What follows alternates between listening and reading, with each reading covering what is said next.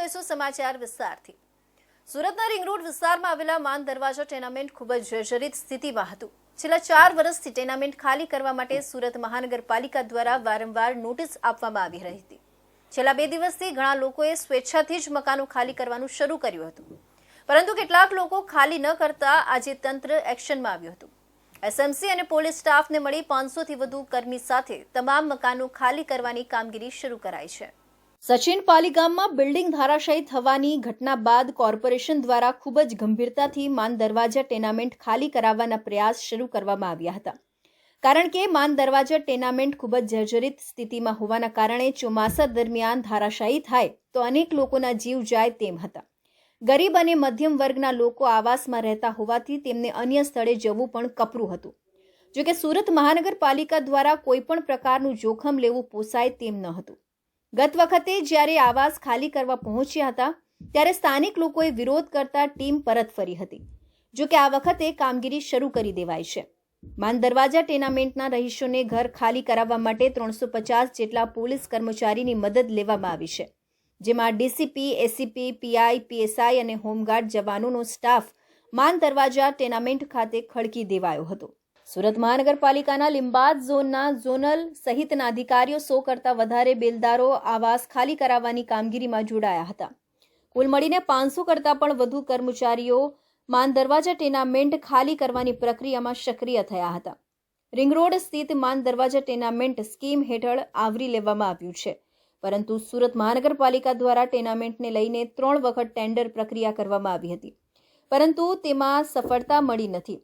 પાલિકા દ્વારા ઓનલાઈન માન દરવાજા ટેનામેન્ટ માટે ટેન્ડર બહાર પાડવાનો ચોથો પ્રયાસ કરવામાં આવ્યો છે। માન દરવાજા ટેનામેન્ટ સહિત doctor Baba Saheb Ambedkar shopping centre, શાળા, આંગણવાડી અને ફાયર સ્ટેશન બનાવવાનું એક સાથે કુલ 192.29 કરોડનું ટેન્ડર બહાર પાડવામાં આવ્યું છે। સુરત મહાનગરપાલિકા દ્વારા જર્જરિત ઇમારતોને તોડી પાડવા માટે ત્યાં રહેતા સ્થાનિકોને નોટિસ ફટકારી મકાનો ખાલી કરવામાં કહેવામાં આવ્યું છે, પરંતુ સ્થાનિકોના વિરોધ વચ્ચે હવે પાલિકા પાણીનું જોડાણ, લાઇટનું જોડાણ અને ડ્રેનેજનું જોડાણ કાપી મકાનો ખાલી કરાવી રહી છે। ત્યારે પનાસ ગામમાં આવેલા એસએમસી ક્વાર્ટર્સમાં થોડા દિવસ પહેલા નોટિસ પાઠવવામાં આવી હતી અને આજે વહેલી સવારે વીજ જોડાણ અને પાણી જોડાણ કાપવામાં આવ્યું હતું, જેને પગલે સ્થાનિકોએ ઉગ્ર વિરોધ કર્યો હતો અને અમને ઘરના બદલામાં ઘર આપો તેવી માંગ કરી હતી। સુરત મહાનગરપાલિકા દ્વારા જર્જરિત ઇમારતો ખાલી કરાવવા માટે ઝુંબેશ શરૂ કરવામાં આવી છે। સચિનના પાલી ગામમાં બિલ્ડિંગ ધરાશાયી થયા બાદ 7 લોકોના મોતનો મામલો સામે આવ્યો હતો અને ત્યારબાદ મહાનગરપાલિકાનું તંત્ર કામે લાગી ગયું છે। વર્ષો જૂની ઇમારતો હવે ખાલી કરાવવા માટે નોટિસો પાઠવવામાં આવી રહી છે અને નોટિસોના થોડાક જ દિવસોમાં પાણીની લાઇન, ડ્રેનેજ લાઇન અને વીજ લાઇન કાપી ઘર ખાલી કરવાની ચીમકીઓ ઉચ્ચારવામાં આવી રહી છે અને કામગીરી પણ કરવામાં આવી રહી છે। ત્યારે સચિનના કંસાળ વિસ્તારમાં હજુ મામલો ઠાળી પડ્યો નથી। ત્યાં હવે પનાસ ગામ ખાતે આવેલા એસએમસી ક્વાર્ટર્સ ખાલી કરાવવા માટે નોટિસ પાઠવવામાં આવી હતી। 25 વર્ષ જૂના આ મકાનો ખાલી કરવા માટે પાલિકાએ થોડા દિવસ પહેલા નોટિસ આપી હતી અને આજે અચાનક વહેલી સવારે ટીમ સાથે પહોંચી પાણીનું જોડાણ, ડ્રેનેજનું જોડાણ અને વીજ લાઇન કાપી નાખવામાં આવી હતી। આ કામગીરી દરમિયાન કેટલાક યુવાનોએ તેમને રોકવાનો પ્રયાસ કર્યો હતો, ત્યારે તેમને માર મરાયો હોવાનો આક્ષેપ પણ કરવામાં આવ્યો છે। આ મામલે ત્યાંના સ્થાનિક પૂજાબેને મીડિયા સમક્ષ જણાવ્યું હતું કે અમે છેલ્લા 25 વર્ષથી અહીં રહીએ છીએ। થોડા દિવસ પહેલા સુરત મહાનગરપાલિકાના અધિકારીઓ આવી અમને નોટિસ આપી ગયા હતા અને કહ્યું હતું કે આ જગ્યા ખાલી કરી નાખો, આ ઇમારત જોખમી છે। ત્યારબાદ અમને કોઈ જાણ કરી નથી કે જો અમે મકાન ખાલી કરી નાખીશું તો અમને બદલામાં શું મળશે, ઘરના બદલામાં ઘર આપશે કે પછી અન્ય વૈકલ્પિક જગ્યાઓ ફાળવી આપશે, અથવા જો ભાડા પર રહેવા જઈએ તો ભાડું સુરત મહાનગરપાલિકા ચૂકવશે। આ ઉપરાંત અહીં 700 જેટલા મકાનો આવેલા છે, જેમાં હજારો પરિવારના લોકો વસે છે અને આજે ભર ચોમાસામાં આ લોકો આવી કડક કામગીરી કરે છે તો અમારે ક્યાં જવું? અમારી ફક્ત એટલી જ માંગ છે કે અમને ઘરના બદલામાં ઘર આપો। સુરતના કેટલાક વિસ્તારમાં, અલગ અલગ વિસ્તારમાં જર્જરિત ઇમારતો, જૂના ટેનામેન્ટો અને ફ્લેટોમાં વગર પરમિશને ગેરકાયદેસર રીતે કહી શકાય પબ્લિકની પાણી અને વીજળી જેવી સુવિધાઓને કાપ કરી એ મકાનો ખાલી કરવાની તૈયારી બતાવી રહી છે।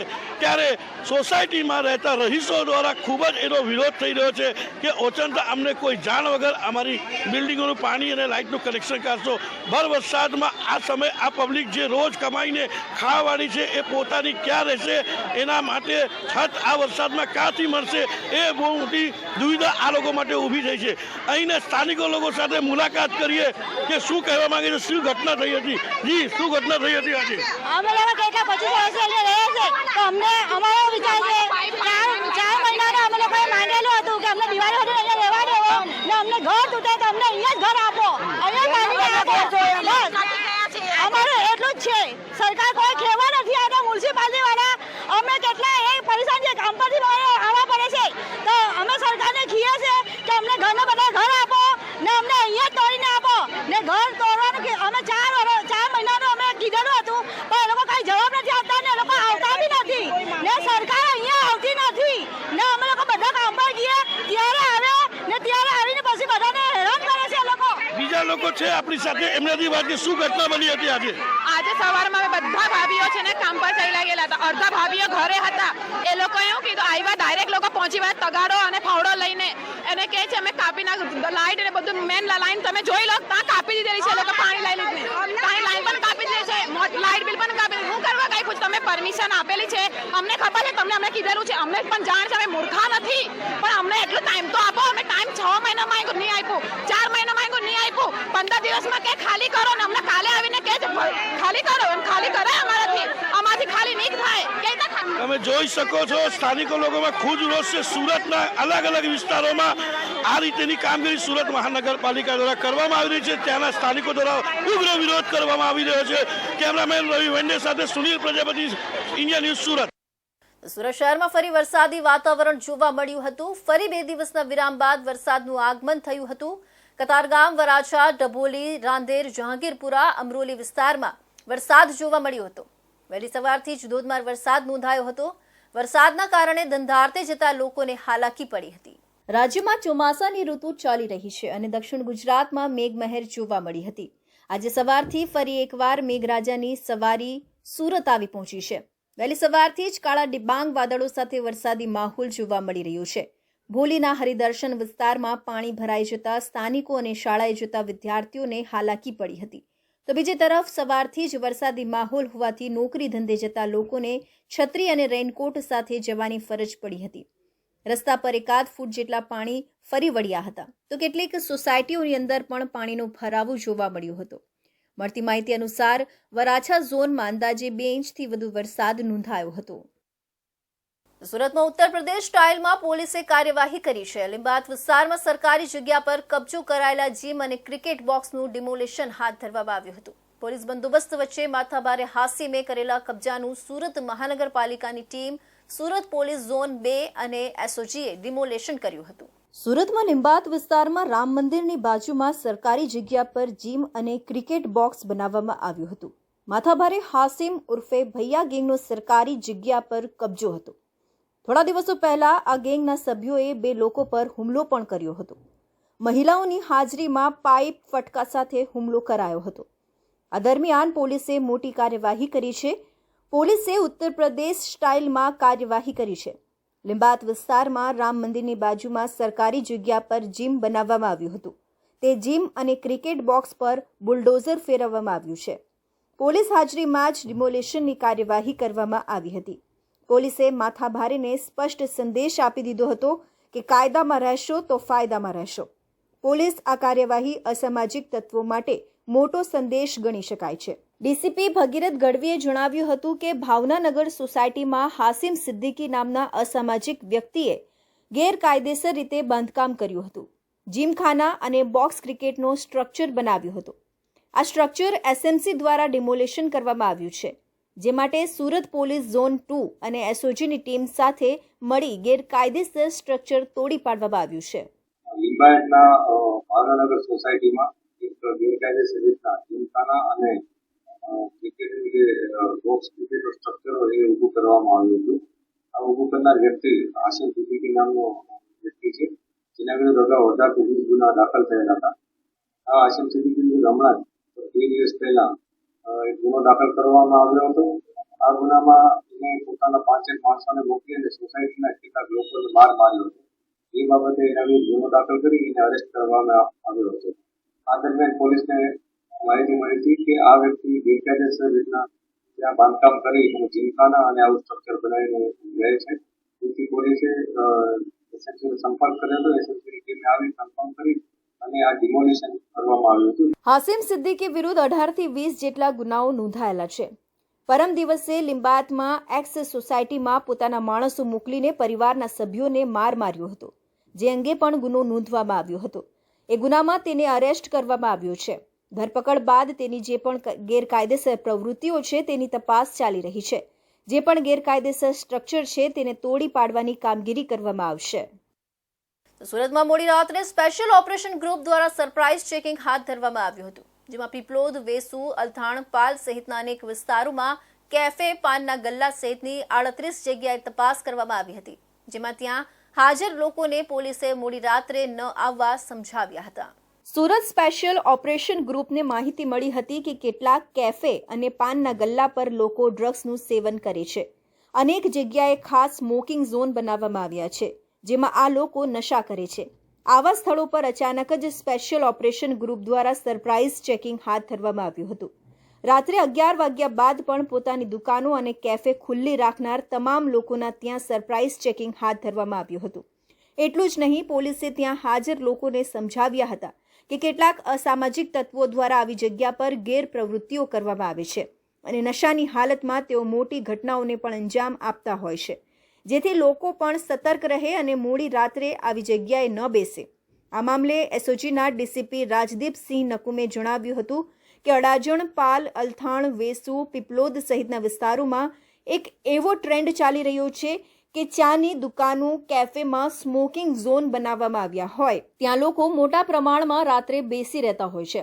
આ લોકોને ચેતવણી આપવામાં આવી છે. રાત્રે 11 વાગ્યા પછી કોઈ પણ સારા ઘરના વ્યક્તિ હોય તે ફરતા ન હોય, જેથી આવી જગ્યાના જે પણ માલિકો છે તેમને ચેતવણી આપવામાં આવી છે. ત્યાં આવેલા યંગસ્ટર્સ અને મોટી ઉંમરના તમામ લોકોને સમજાવવામાં આવ્યા છે. લોકો નશાના રવાડે ન ચડે, આ હેતુથી આ કરવામાં આવી રહ્યું છે. આખી હકીકત એવી છે કે જે અડાજણ, પાલ, અલથાણ, વેસુ, પીપલોદ આ બધા એરિયાઓમાં એક એવો ટ્રેન્ડ ચાલી રહ્યો છે કે ભાઈ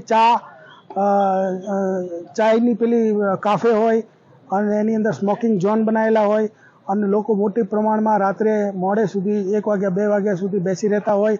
તો આ લોકોને આજે વોર્ન કરવામાં આવેલા છે કે ભાઈ રાત્રે 11 પછી નોર્મલી કોઈ પણ સારા ઘરના વ્યક્તિ હોય એ ફરતા ન હોય.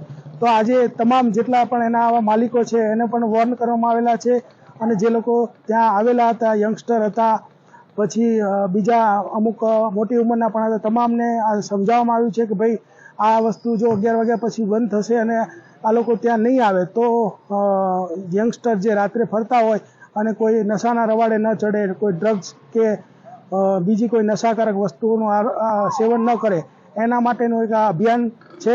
આ અભિયાનમાં 2 પીઆઈ, 8 પીએસઆઈ, એસઓજી અને ડીસીબીના આશરે 80 પોલીસ કર્મીએ કુલ 38 જગ્યાએ ચેકિંગ હાથ ધર્યું હતું. અમને માહિતી હતી કે અહીં રાત્રે ડ્રગ્સનું સેવન પણ થઈ રહ્યું છે, પરંતુ ચેકિંગ સમયે કંઈ મળી આવ્યું નથી. પોલીસે જણાવ્યું કે અમારી સતત સર્ચની કાર્યવાહી ચાલુ રહેશે. ડાંગ લોકસભા બેઠકના સાંસદ ધવલ પટેલ સાંસદ બન્યા બાદ પ્રથમવાર ડાંગ જિલ્લાની મુલાકાતે આવ્યા હતા. જિલ્લા ભાજપ દ્વારા મતદાતા અભિવાદન કાર્યક્રમ યોજવામાં આવ્યો હતો. ડાંગ જિલ્લાના આહવા ખાતે ડાંગ જિલ્લા ભાજપ દ્વારા મતદાતા અભિવાદન કાર્યક્રમ યોજવામાં આવ્યો હતો, જેમાં વલસાડ ડાંગ લોકસભાના સાંસદ ધવલ પટેલ ખાસ ઉપસ્થિત રહ્યા હતા. આ કાર્યક્રમમાં સ્થાનિક ધારાસભ્ય સહિતના ભાજપના જિલ્લા અને તાલુકા પંચાયતના પ્રમુખો અને સભ્યો તેમજ હોદ્દેદારોએ સાંસદ ધવલ પટેલનું સ્વાગત કર્યું હતું. તો આ પ્રસંગે ઉપસ્થિત લોકોને સંબોધતા ડાંગના અને સાપુતારાના વિકાસ માટે હંમેશા તત્પર રહેશે તેમ જણાવ્યું હતું. સાપુતારામાં એટલું બધું પોટેન્શિયલ છે, એટલી બધી તકો છે કે આપણા ગુજરાતનું નંબર 1 જિલ્લો આપણું ડાંગ બની શકે છે. એમાં સાપુતારા સારામાં સારું ટુરિસ્ટ ડેસ્ટિનેશન અને એકમાત્ર હિલ સ્ટેશન આપણા ગુજરાતમાં છે. તો એને સારી રીતે કઈ રીતના આપણે ટુરિસ્ટ ડેસ્ટિનેશન તરીકે બનાવી શકીએ, સારી સુવિધા કઈ રીતે આપી શકીએ અને એને પ્રમોટ કેવી રીતના સારી રીતે કરી શકીએ, એના લીધે ખાલી ગુજરાત અને ભારતના લોકો જ નહીં પણ દેશ વિદેશથી પણ લોકો અહીંયા આવે એના માટે હું પૂરી રીતે કટિબદ્ધ છું. એના કારણે સાંસદ બનવા પછી પહેલી પોસ્ટ આપણા સાપુતારા માટે મૂકી અને સાપુતારામાં ડેસ્ટિનેશન માટે લોકોને આવકાર્યા છે. એ રીતે જ આપણે ડોન હિલ્સમાં પણ બહુ તકો છે. એકદમ સારામાં સારું હિલ સ્ટેશન છે, ત્યાં પણ આપણે સારી સુવિધા આપીએ, સારી રીતે પ્રમોટ કરીએ તો આપણું ડોન હિલ્સ પણ સારી રીતે આપણું ટુરિસ્ટ ડેસ્ટિનેશન બની શકે. ને ખાસ કરીને શબરીધામ જેવું આપણું ભવ્ય તીર્થસ્થાન પણ અહીંયા ઐતિહાસિક તીર્થસ્થાન આવ્યું છે, તો એને પણ આપણે સારી રીતે વિકસાવી શકીએ એનું પણ પૂરી રીતે કટિબદ્ધ છું. અને જે આપણું ડાંગ જિલ્લો નેચરલ ફાર્મિંગ પ્રાકૃતિક ખેતી માટે પૂરા દેશભરમાં જાણીતો છે, એને આપણે કઈ રીતે સારી રીતે હજુ આપણે ડેવલપ કરી શકીએ, વૃદ્ધિ આપી શકીએ, એના માટે પણ હું અમારા વિજયભાઈ ધારાસભ્ય અને ભારતીય જનતા પાર્ટીની ટીમ પૂરી રીતે મહેનત કરવાના છે. અને ઇકો ટુરિઝમ, મેડિકલ ટુરિઝમની પણ અહીંયા બહુ બધી તકો છે, એને પણ આપણે કઈ રીતે સારી રીતે વિકસાવી શકીએ એના માટે અમે પૂરી રીતે કાર્યરત થવાના છે. અને ખાસ કરીને અમારા ટ્રાઇબલ યુવાનો જે બહુ પ્રતિભાશાળી છે, એ ટ્રાઇબલ યુવાનોને અમારા ડાંગની અંદર જ સારી એમની સ્કિલ ટ્રેનિંગ થઈ શકે અને સારી જોબ્સ અહીંયા જ મળી શકે એના માટે અમે પૂરી મહેનત કરવાના છે. સાથે જ ડાંગના લોકોનો આભાર વ્યક્ત કરી ડાંગ જિલ્લાના વિકાસ માટે હંમેશા લોકોની સાથે ઊભા રહેવાની વાતો કરી હતી. સંઘ પ્રદેશ દાદરા નગર હવેલીના દાદરામાં દેમણી રોડ ઉપર આવેલા વિન્સેટ પોલીપ્લાસ્ટ પ્રાઇવેટ લિમિટેડ નામની કંપનીમાં આગની ઘટના બનતા દોડધામનો માહોલ સર્જાયો હતો. કંપની વિવિધ પ્રકારના પ્લાસ્ટિક પેલ્સ અને હેન્ડલિંગ કેટરેજનું ઉત્પાદન કરતી હોય ભીષણ આગમાં તમામ તૈયાર પ્રોડક્ટ્સ અને કાચો માલ બળીને સ્વાહા થઈ ગયો હતો. પ્રાથમિક માહિતી મુજબ આગની ઘટનામાં કોઈ જાનહાનિ થઈ નથી. આગ પર કાબુ મેળવવા સિલવાસ અને વાપી નોટિફાઈડ ફાયરને બોલાવવામાં આવ્યા હતા, જેઓએ આગ પર કાબુ મેળવી લોકોમાં ઉત્પન્ન થયેલ ગભરાટને સમાવ્યો હતો. કંપનીમાં લાગેલી ભીષણ આગના કારણે મેજર કોલ જાહેર કરવામાં આવ્યો હતો. કંપનીમાં લાગેલી વિકરાળ આગને બુઝાવવા સિલવાસ ફાયરની ટીમને બોલાવવામાં આવી હતી, જેઓએ પાણીનો મારો ચલાવ્યો હતો. વિકરાળ આગ માટે વધુ કુમકની જરૂર હોય વાપી નોટિફાઈડ ફાયરને પણ જાણ કરતા તેમની ટીમ પણ આગ બુઝાવવા પહોંચી હતી. સિલવાસની ડિઝાસ્ટર મેનેજમેન્ટની ટીમ, ફાયરની ટીમ અને પોલીસની ટીમે સાવચેતી દાખવી આગ પર કાબુ મેળવ્યો હતો. આગની વિકરાળ જ્વાળાઓને કારણે આસપાસના વિસ્તારમાં ગભરાટનો માહોલ પણ જોવા મળ્યો હતો. વિન્સેટ પોલીપ્લાસ્ટ પ્રાઇવેટ લિમિટેડ વિવિધ પ્રકારના પ્લાસ્ટિક પેલ્સ અને સામગ્રી હેન્ડલિંગ ક્રેટ્સનું ઉત્પાદન કરે છે, જેનો સ્ટોરેજ કરવામાં આવ્યો હતો, જેને આગની જ્વાળાઓએ પોતાની ચપેટમાં લઈ લેતા મોટું નુકસાન થયું છે. જોકે અગમ્ય કારણોસર લાગેલી આગમાં કોઈ જાનહાનિ નહીં થતા તંત્રએ રાહતનો શ્વાસ લીધો હતો. સુરતમાં સચિનપાલી ગામમાં બિલ્ડિંગ ધરાશાયી થતા 7 લોકોના મોત નીપજ્યા હતા, જેને લઈ સુરત મહાનગરપાલિકા દ્વારા કડક કામગીરી કરવામાં આવી રહી છે. જર્જરિત બિલ્ડિંગો ખાલી કરાવવા હવે કમર કસી હોય તેવી રીતે ડ્રેનેજ લાઇન, પાણી લાઇન અને વીજ લાઇન કાપી રહી છે. ત્યારે સચિનના સ્લમ બોર્ડ વિસ્તારમાં છેલ્લા 5 દિવસથી આ વિસ્તાર ખાલી કરાવવા માટે અધિકારીઓ અને પોલીસ મથામણ કરી રહ્યું છે. ત્યારે સ્લમ ક્લિયરન્સ બોર્ડ કંસાળ કનકપુરના રહેવાસીઓ દ્વારા કલેક્ટરને આવેદનપત્ર પાઠવવામાં આવ્યું હતું. આ અંગે આવેદનપત્રમાં જણાવવામાં આવ્યું હતું કે સુરતના ખટોદરા નહેર ખાતે આવેલા કંતાન નગર ઝુંપડપટ્ટીને તારીખ 9/4/1997ના રોજ સચિન સ્લમ ક્લિયરન્સ બોર્ડ ખાતે આવેલા ગુજરાત હાઉસિંગ બોર્ડના મકાનોમાં શિફ્ટ કરવામાં આવ્યું છે, જેને 26 વર્ષ પૂર્ણ થવા આવ્યા છે. આ દરમિયાન ગુજરાત હાઉસિંગ બોર્ડ દ્વારા બનાવી આપેલા મકાનોમાંથી સુરત શહેર કંતાન નગરમાં રહેનાર આશરે 296 મકાનોને Sachin slum clearance board Kansad ખાતે શિફ્ટ કરવામાં આવ્યા છે, જે મકાનોની હાલત આજે જર્જરિત થઈ ગઈ છે. જે બાબતે સુરત મહાનગરપાલિકાના તથા કાર્યપાલક ઇજનેર ગુજરાત હાઉસિંગ બોર્ડ સુરત દ્વારા જીપીએમસી એક્ટ મુજબની કલમ 264 તેમજ કલમ 268 મુજબની વસવાટ ખાલી કરવાના નિયમો પ્રમાણેની નોટિસો પાઠવી રહ્યા છે. કારમી મોંઘવારી અને વરસાદની સિઝનમાં મકાનો તાત્કાલિક ખાલી કરાવવા નોટિસ આપી છે, જે નોટિસો તાત્કાલિક રદ કરવામાં આવે તેવી અમારી માંગ છે. જર્જરિત આવાસો ખાલી કર્યા સિવાય બીજું કોઈ વિકલ્પ નહીં હોવાનું અધિકારીઓ જણાવી રહ્યા છે. ત્યારે 2666 મકાનોના રહીશોની હાલત વધારે ખરાબ થવાની શક્યતા છે. આટલી મોંઘવારીમાં બીજી જગ્યાએ મકાન ભાડેથી લઈને રહેવાની તેઓની કેપેસિટી નથી.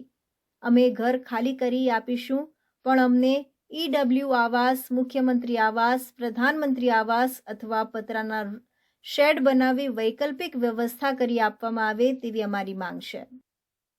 વલસાડ નગરપાલિકાએ શહેરના ફાયર NOC મુદ્દે સપાટો બોલાવી એક શોપિંગ કોમ્પ્લેક્સની 18 દુકાનોને સીલ કરી દીધી હતી. સીલ કરેલી દુકાનોમાં 2 બેંકનો પણ સમાવેશ થાય છે.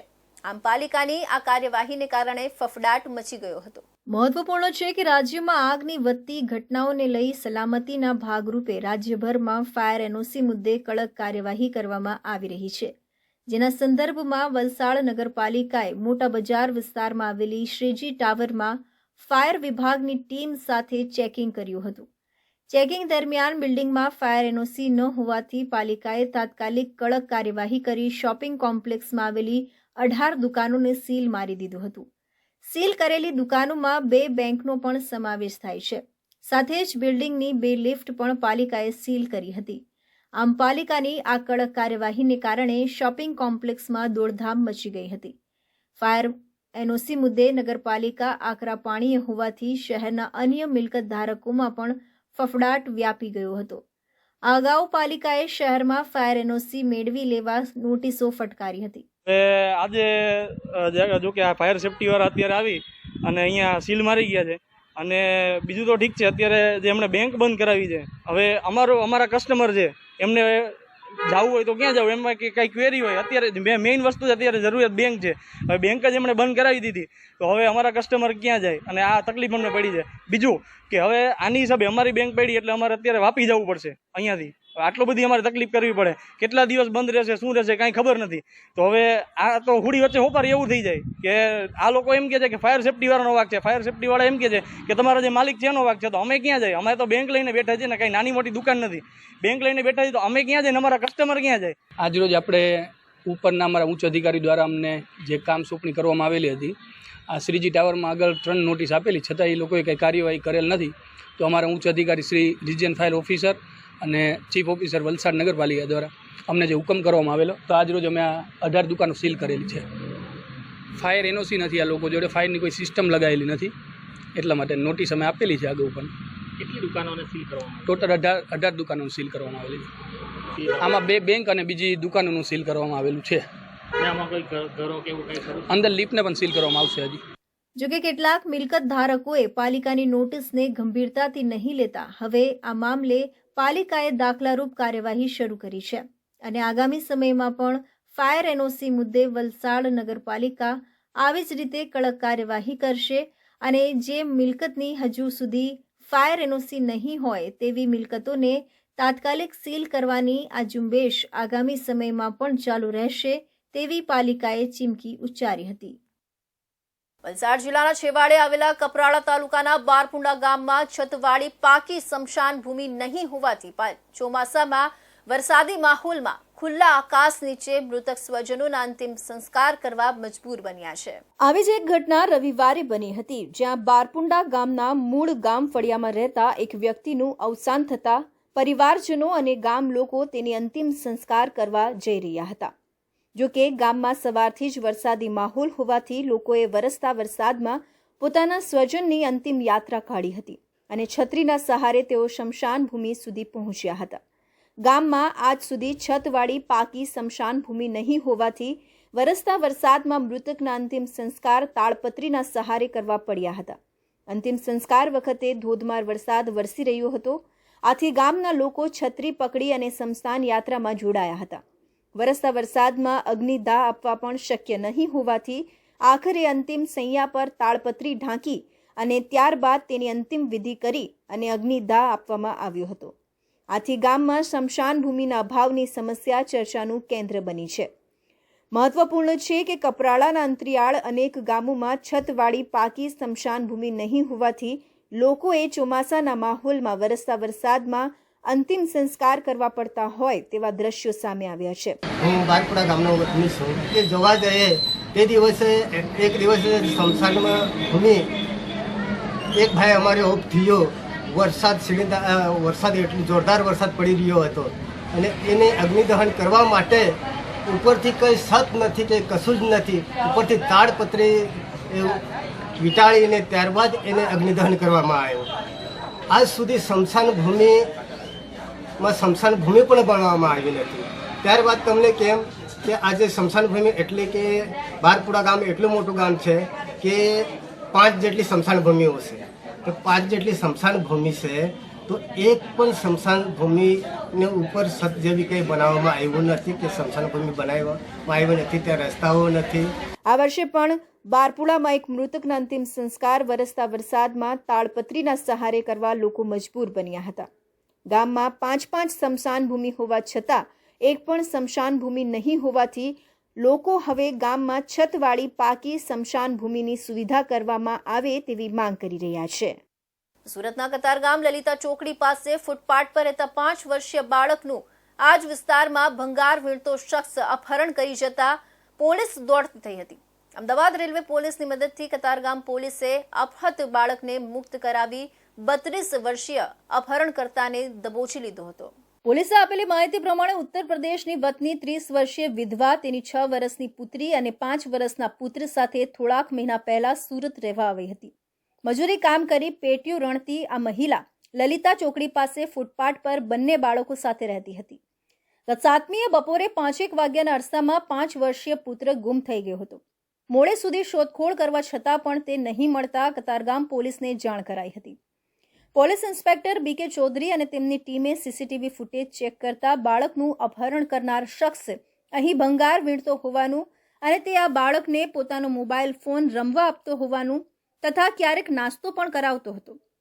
સદભાગ્યે આ શખ્સનો મોબાઈલ નંબર પોલીસને મળી ગયો. પોલીસે મોબાઈલનું લોકેશન કઢાવતા તે અમદાવાદ તરફ જતી ટ્રેનમાં જતો હોય તેવું જણાઈ આવતા Ahmedabad railway police inspector JH ગઢવીને એલર્ટ કરાયા હતા. અમદાવાદ રેલવે સ્ટેશને ઉતરતા જ રેલવે તથા અમદાવાદ ઝોન 2ની સ્ક્વોડે 32 વર્ષીય અપહરણકાર દીપક બાબુરાવ ઈગડેને દબોચી લઈ બાળકને મુક્ત કરાવ્યું હતું. તારીખ 7/7/2024ના રોજ એટલે કે રથયાત્રાના દિવસે કતારગામ પોલીસ સ્ટેશનમાં ભારતીય ન્યાય સંહિતાની કલમ 137(2) મુજબ એટલે કે કિડનેપિંગની એક ફરિયાદ દાખલ કરવામાં આવેલી હતી. જેમાં જેનું કિડનેપિંગ થયું હતું એ બાળક 5 વર્ષનો હતો. એટલે ગુનાની ગંભીરતા જોઈને કતારગામ પોલીસ તાત્કાલિક હરકતમાં આવી ગયેલી હતી અને કતારગામની ડિસ્ટર્બની ટીમ, અમદાવાદ રેલવે તેમજ અમદાવાદના ઝોન 2 એ ત્રણેયની ટીમોને મળીને આ ગુનો ડિટેક્ટ કરેલ છે અને જેનું કિડનેપિંગ થયેલું છે બાળક તથા કિડનેપિંગ કરનાર જે વ્યક્તિ છે તેનું પોઝિશન મેળવવામાં આવેલું છે અને એને અત્યારે હાલની કાર્યવાહી ચાલુ છે આગળની. આરોપીએ કરેલી કબૂલાત પ્રમાણે પોતાના લગ્ન થોડાક મહિનામાં જ ભાંગી પડ્યા હતા. પોતાને કોઈ સંતાન પણ ન હતું અને એકલો જ રહેતો હતો. આ બાળકને તે વારંવાર મળતો હોય તેની સાથે લાગણી બંધાઈ ગઈ હતી. બાળક હંમેશા પોતાની સાથે રહી શકે તે માટે અપહરણ કરી ગયાનું જણાવ્યું હતું. કતારગામ પોલીસે આરોપીનો કબજો મેળવી વધુ તપાસ હાથ ધરી છે. તો આ હતા સુરત બુલેટિનના મહત્વના સમાચાર. નવા સમાચાર માટે જોતા રહેજો ઇન્ડિયા ન્યૂઝ ગુજરાત.